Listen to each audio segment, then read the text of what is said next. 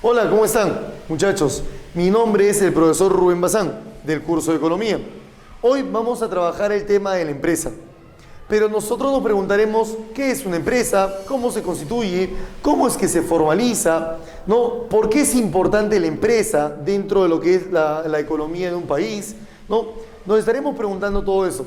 Vamos a empezar primero por la parte definitoria, ¿no? En la definición nosotros vamos a encontrar que la empresa es una organización, ¿no? Es una institución, una agrupación de personas en las cuales van a organizarse para reunir, combinar adecuadamente a una serie de factores productivos, factores que van a ayudar a generar bienes y servicios, ¿no? Que es lo que más necesita o lo que más requiere la sociedad. Pero ahora nos explicaremos qué característica adquiere una empresa. La empresa adquiere las siguientes características. Tenemos el fin económico. ¿Cuál es el fin económico de las empresas? Producir bienes y servicios, ¿no? O sea, crear los bienes y servicios para la comunidad. Segunda característica, tiene un fin mercantil. ¿Cuál es el fin mercantil de la empresa? Simplemente dice, ¿no?, que las empresas, una vez elaborados los productos, tienen que trasladarlos a los mercados. ¿Para qué? Para que sean intercambiados. Ahora, ¿cuál es el fin mercantil entonces de la empresa? Producir para vender en los mercados. Tercera característica, tiene un fin lucrativo. Toda empresa, inclusive las privadas, tienen un fin lucrativo. ¿Cuál es el fin lucrativo? Maximizar las ganancias, obtener las ganancias y los beneficios suficientes para poder generar un crecimiento económico.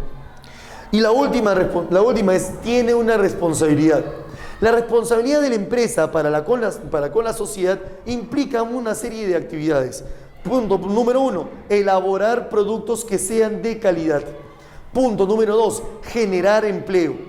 Punto número 3, con la naturaleza. La labor que tiene la empresa, sobre todo las mineras, tiene que ser protección a los recursos naturales. Si una empresa no protege los recursos naturales, el Estado prohibirá la constitución de esta empresa. Es importante siempre tener responsabilidad en cualquier tipo de aspecto, ¿no?, que se va a manifestar en la empresa.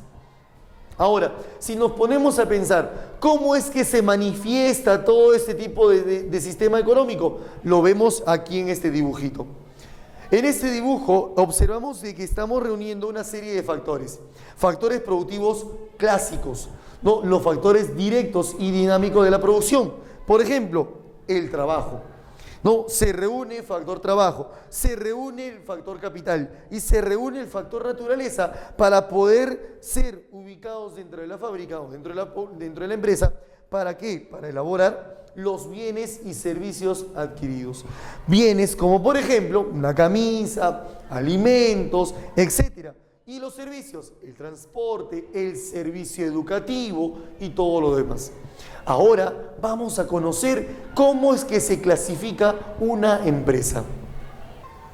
Como continuamos, en este momento vamos a conocer el tema, lo que es la empresa, la clasificación.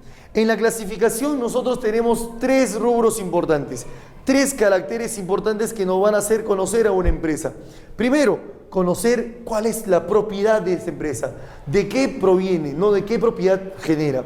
Segundo, el tamaño de la empresa. Y en tercer lugar, la suscripción de la empresa, ¿no? Aquí vamos a conocer cómo es que se suscribe o cómo es que se inscribe una empresa, ¿no? En primer lugar tenemos a la empresa según su propiedad. Según la propiedad, nosotros conocemos a empresas como la empresa privada, la más conocida, la más abundante, ¿no? ¿Qué es lo que va a determinar una empresa privada? Propiedad independiente. O sea, una empresa es constituida o creada por una persona o un conjunto de personas independientes a la actividad gubernamental. El objetivo, el fin lucrativo. ¿Cuál es el fin lucrativo? Maximizar las ganancias. Ejemplo, la empresa telefónica, Sacoliveros, ¿no? Y una cantidad de empresas que son netamente privadas. Empresa pública. La empresa pública, como ustedes podrán observar, es de propiedad del Estado. O sea, el Estado administra una serie de empresas cumpliendo con un objetivo principal. ¿Cuál es el objetivo principal? No es el lucrativo, más bien es los servicios colectivos. Brindar servicios a la comunidad de manera gratuita, ¿no? Tercero, el ejemplo. ¿Qué ejemplo podemos conocer de empresas públicas? La empresa CEAPAL, por ejemplo. Los colegios nacionales, las universidades nacionales, los centros médicos de salud, ¿no? Las postas, etc. Empresas mixtas. En las empresas mixtas se constituye por una propiedad de la empresa privada y del Estado. Sabemos muy bien de que ambas partes, para poder constituir una empresa, tienen que aportar sus beneficios, ¿no? Y al momento de aportar van a generar un objetivo principal. ¿Cuál es el objetivo? Dependiendo de la labor de cada una de estas entidades. Pero ¿cómo se constituye una empresa mixta? A través de concesiones, por ejemplo, ¿no? Las concesiones, ¿no?, mineras van a ser constituidas para poder formar una determinada empresa. Por ejemplo, Petroperú. Petroperú ha sido considerada últimamente como una empresa mixta, ya que no solamente es el Estado el dueño de las empresas, sino también ahora generamos aportes, ¿no? Por ejemplo, Interoil, ¿se acuerdan de eso? No, Interoil es una de las empresas que aporta a los beneficios de la Petroperú. ¿Ok? En segundo lugar tenemos según el tamaño de las empresas. En el tamaño de las empresas vamos a conocer a una empresa, la microempresa. En la microempresa tenemos diferentes tipos de características. Por ejemplo, el dueño es el que la administra. Va a trabajar en la empresa, va a manejar todo eso y va a tener una cantidad máxima de trabajadores. El número de trabajadores es de 1 a 10 trabajadores. Una microempresa ha sido constituida muchas veces para poder cumplir con una finalidad básica: generar empleo, ¿no? Y es por eso que las microempresas van a ser fácilmente de constituir. Tiene un total de ventas anuales, ingresos al año, generado por 150 unidades impositivas tributarias. ¿Qué es una unidad impositiva tributaria? Es una unidad económica monetaria en la cual el Estado genera para poder regular a las empresas. ¿Cuánto cuesta o cuánto vale una unidad impositiva tributaria? Cada año va a ir evaluando montos diferentes, ¿no? Dentro de los montos más importantes está, por ejemplo, la del año 2014. En el presente año 2014, una UIT cuesta 3.800 unidades, bueno, 3.800 soles, ¿no? Entonces, 150 UITs por 3.800 que cuesta cada una UIT, ¿no? Eso es lo que vamos a establecer como ingresos al año en los 12 meses. La pequeña empresa. La pequeña empresa, dice, el dueño no solamente ya la administra. ¿Por qué no la administra solamente? ¿Por qué? Porque ya empieza a abrir sucursales, ya empieza a expandirse esta empresa, empieza a generar un crecimiento. Ese crecimiento se manifiesta también en el número de trabajadores. Según la nueva ley de MIPES, dice de que el número de trabajadores para una pequeña empresa es de 1 a 100 trabajadores, máximo 100 trabajadores. Y además, en esa presente ley indica de que el total de ventas anuales, o sea, ingresos al año, debe llegar a un máximo de 1.700 unidades impositivas tributarias, ¿no? Ahora, es importante poder destacar también lo siguiente, que entre las micro y las pequeñas empresas, nosotros encontramos una gran cantidad de empresas en el nivel nacional. El 95% de empresas en el Perú son consideradas micro y pequeñas empresas. ¿Cuáles son las características principales de esta? 1, bajo capital. 2, se generan de manera inmediata. 3, genera el mayor cantidad de empleo, ¿no? Y esto es lo que va a generar. Ahora, también requieren de un bajo costo de producción. La mediana empresa. En la mediana empresa, ya como sabemos muy bien que el dueño no solamente la administra, ¿no?, encontramos un número de trabajadores. En el número de trabajadores hay más de 50, pero no más de 100. No más de 100 trabajadores. Las ventas anuales, ahí sí, supera las 1.700 unidades impositivas tributarias. ¿Hay un límite en una mediana empresa? No hay límites monetarios. En la gran empresa, ¿qué encontramos? El número de trabajadores. Claro, pasa las 1.700 UITs y además pasan los 100 trabajadores en ella. No, es importante siempre conocer de que las empresas, las más consideradas son las MIPES, ¿no? Que son las más abundantes. Ahora conoceremos cómo se suscribe una empresa. Ahora nos toca reconocer cómo es que se constituye una empresa. De repente, pues no, por ahí entenderemos o queremos buscar la constitución de una empresa. En la economía, nosotros vamos a conocer según el aspecto jurídico. Pero antes de conocer el aspecto jurídico, identifiquemos dos tipos de personas. Según el tema de sujeto de derecho dado por la educación cívica, decimos que persona natural es aquel ser individualmente reconocido. Pero al momento de aplicar esta actividad económica, tiene que cumplir la mayoría de edad. Pero dentro de la mayoría de edad dice, para poder constituir una empresa como una persona natural, es necesario suscribirse. ¿Dónde nos debemos suscribir? En la SUNAT. No, al sacar nuestro RUC, nosotros podemos generar nuestro propio negocio. Podemos trabajar en una empresa o podemos generar un pequeño negocio. Pero ¿qué tipo de negocio podemos constituir con una persona natural?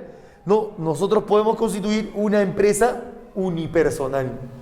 La llamada empresa unipersonal, en este caso, tiene responsabilidad ilimitada. Claro, es una sola persona, un solo dueño que va a formar este tipo de empresa, pero tiene responsabilidad ilimitada. Nos preguntaremos, ¿qué tipo de responsabilidad ilimitada podemos generar? La responsabilidad ilimitada en una empresa es causada o es generada, pues no, cuando una empresa en sus obligaciones tiene que cancelarlas con el capital invertido más sus bienes personales. Tengan mucho cuidado porque esta empresa tiene una serie de riesgos que pueden adquirirse al momento de ser constituidas. Porque el capital no solamente lo puedes perder, sino también puedes perder tus propios bienes personales. Ahora, pero ¿qué pasaría si yo tengo una empresa unipersonal y quiero constituirla como una persona jurídica?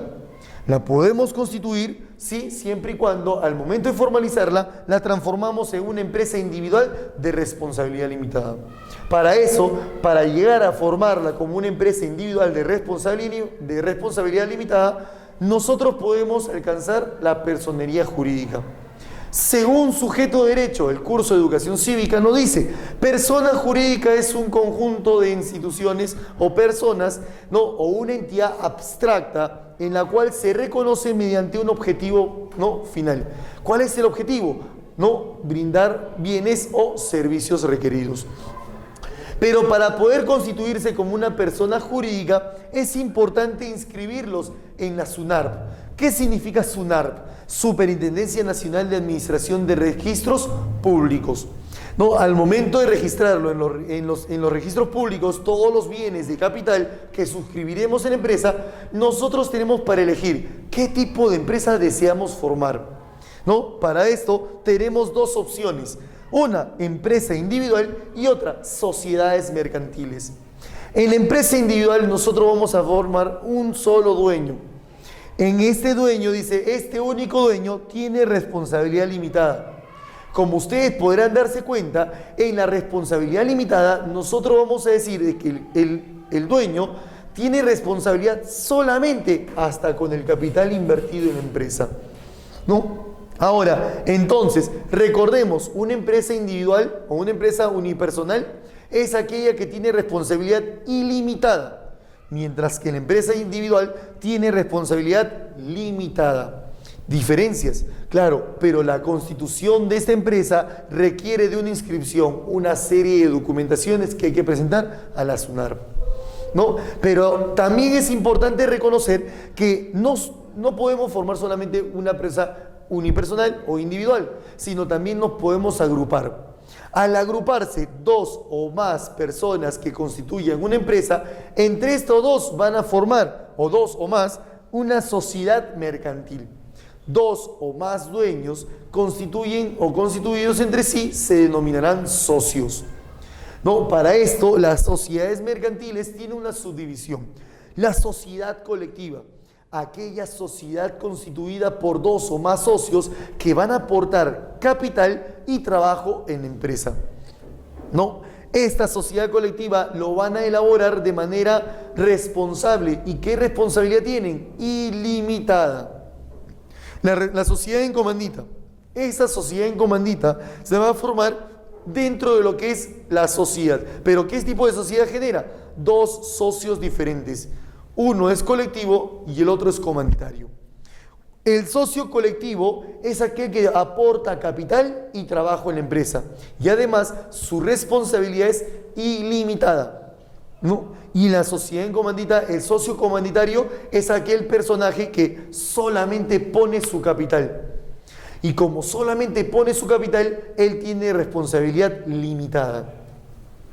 En la sociedad de responsabilidad limitada, esa sociedad de responsabilidad limitada se constituye como una sociedad comercial, en la cual hay un máximo de 20 socios, no más. Y estos aportan participaciones iguales.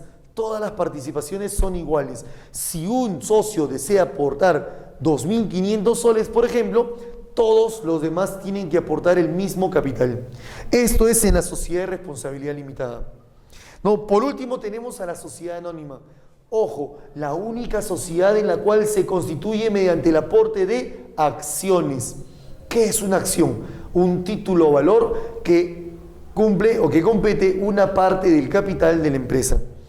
Esas acciones tienen que estar inscritas, ¿no?, en la SUNAR y además en la CONACEP, ¿no?, la Comisión Nacional Supervisora de Empresas y Valores, y además de la Superintendencia de Mercado de Valores. La Superintendencia de Mercado de Valores es la institución del Estado que tiene como obligación regular la suscripción y las ventas de las acciones de una sociedad anónima. Para eso, en la sociedad anónima nosotros vamos a constituir dos tipos de sociedades anónimas. Una sociedad anónima abierta. En esa sociedad anónima abierta se constituye por una cantidad mayor a 750 socios. En la sociedad anónima cerrada encontramos una sociedad máxima de 20 socios en ello. No, a los socios se les va a denominar accionistas y entre ellos va a haber una organización que en el tema de sociedades mercantiles van a poder constituirla. Lo más importante para mí es poder entenderlo, es hacerle entender con datos principales cómo es que se constituyen estas empresas. Muy bien, eso es todo por hoy.